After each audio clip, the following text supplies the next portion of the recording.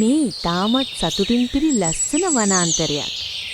මේ වනාන්තරේ හොඳම යාළුවෝ දෙන්නෙක් ජීවත් වුණා.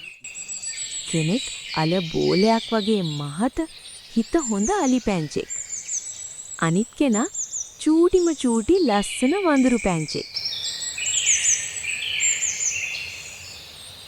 අලි යාළුවේ ඔයා නම් හරිම ලොකුයි. ඒත් ඔයාගේ හදවත නම් හරිම ලස්සනයි. ඔයා පුංචි වුණාට හරිම දක්ෂයි වඳුරු පැංචෝ. අපි දෙන්න හොඳම යාළුවෝ නේද?